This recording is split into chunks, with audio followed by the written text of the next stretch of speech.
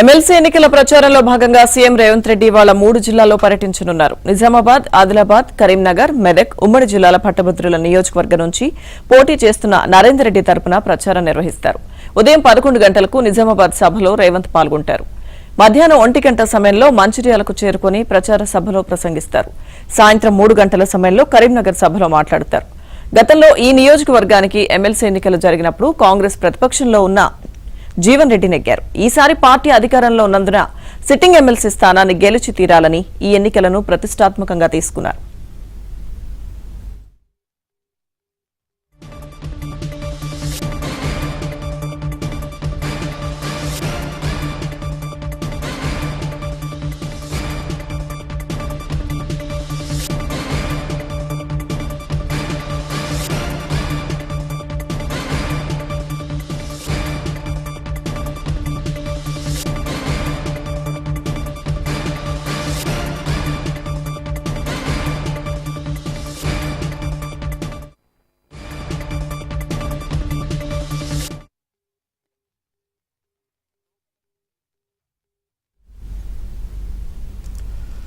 MLC ఎన్నికల ప్రచారానికి ముఖ్యమంత్రి వస్తున్నారంటే ఓటమిని అంగీకరించినట్లేనని కేంద్ర మంత్రి బండి సంజయ్ అన్నారు.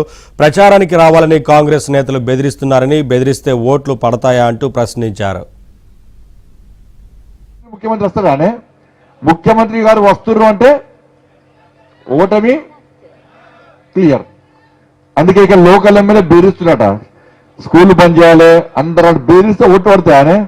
మాకు ఫీజు రియంబర్స్మెంట్ ఇవ్వమంటే ఇయ్యడు కానీ, మాకు ఇవ్వమంటే ఇయ్యడు కానీ దానిలో మన ముఖ్యమంత్రి బెదిరించాడు. లోకల్ ఎమ్మెల్యే ముఖ్యమంత్రిని మా మంచిర్యాల మున్సిపాలిటీలో, మా మంచిర్యాల నియోజకవర్గంలో, మా చెన్నూరులో, మా బెల్లంపల్లిలో ఫీజు రియంబర్స్మెంట్ లేక జీతాలు ఇచ్చే పరిస్థితి లేదు, స్కూళ్లకు రెంట్ కట్టే పరిస్థితి లేదు, కరెంటు బిల్లు కట్టే పరిస్థితి లేదు.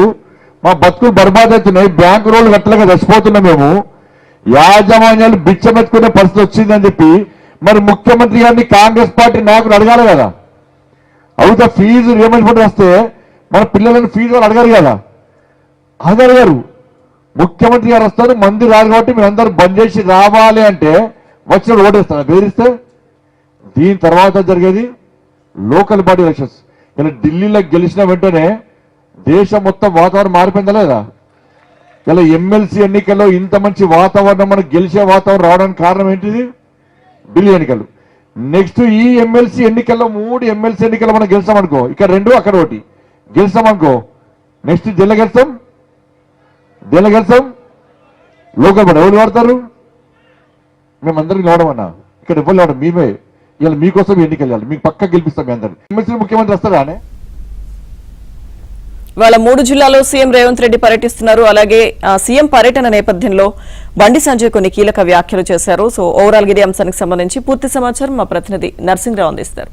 నర్సింగ్రావు, లక్ష్మీదుర్గ 2 పట్టభద్రులు, అదేవిధంగా ఒక స్పీకర్ ఎమ్మెల్సీ ఎన్నికలు ఈ నెల 27వ తేదీన జరగనున్నాయి. సో అందుకు సంబంధించినటువంటి ఎన్నికల ప్రచార గడువు రేపటితో ముగుస్తుంది. సో ఈ నేపథ్యంలో కాంగ్రెస్ పార్టీ అభ్యర్థి పక్షాన ముఖ్యమంత్రి రేవంత్ రెడ్డి స్వయంగా రంగంలోకి దిగుతున్నారు. ఈ రోజు ఆయన తిరుగాలి పర్యటన చేస్తూ కాంగ్రెస్ పార్టీ అభ్యర్థి పక్షాన ఎన్నికల ప్రచారాన్ని నిర్వహించబోతా ఉన్నారు. అందులో భాగంగా ఈ రోజు ఉదయం 11:30 గంటలకి ఆయన నిజామాబాద్ కు చేరుకుంటారు. నిజామాబాద్ లో పట్టభద్రులతో ఏర్పాటు చేసినటువంటి ప్రత్యేక సమావేశంలో పాల్గొంటారు.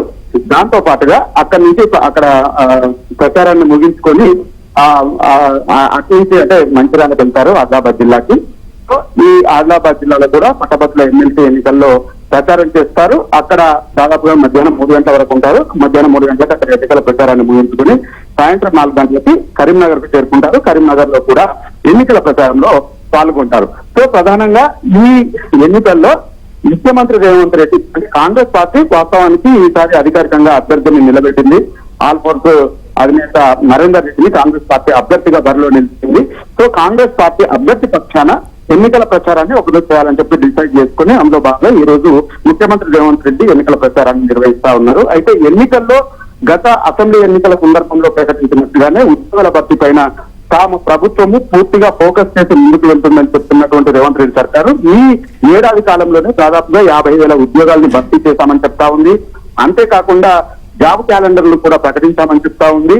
సో యువతకి ఇచ్చినటువంటి ఏదైతే హామీలు ఉన్నాయో ఆ హామీలు అన్నింటినీ కూడా నెరవేర్చుకుంటూ ముందుకు వెళ్తున్నాం కాబట్టి తమకి ఓటేయాలని చెప్పి ఈ వివరాలన్నీ కూడా చెప్పి ఓట్లను అభ్యర్థించబోతా ఉన్నారు ముఖ్యమంత్రి రేవంత్ రెడ్డి. ఇంకా ఈ బండి సంజయ్ చేసినటువంటి కమెంట్స్ పైన అయితే కొంత స్ట్రాటజికల్ గా స్పందిస్తా ఉన్నారు ప్రభుత్వానికి సంబంధించినటువంటి పెద్దలు. ఒక పార్టీకి సంబంధించినటువంటి అభ్యర్థి పక్షాన ఆ పార్టీకి సంబంధించినటువంటి ముఖ్య నేతలు ప్రచారం చేయడం అనేటువంటిది సహజమే. అందులో భాగంగానే బీజేపీ అభ్యర్థి పక్షాన కూడా అటు కేంద్ర మంత్రులుగా ఉన్నటువంటి కిషన్ రెడ్డి ప్రచారం చేస్తా ఉన్నారు, అంతేకాకుండా బండి సంజయ్ ప్రచారం చేస్తా ఉన్నారు. ఆ పార్టీకి సంబంధించినటువంటి కీలక నేతలంతా కూడా ఎన్నికల ప్రచారాన్ని నిర్వహిస్తా ఉన్నారు.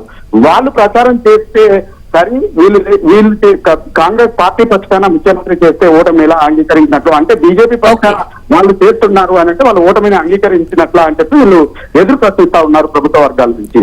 Right, thank you Narasimharao.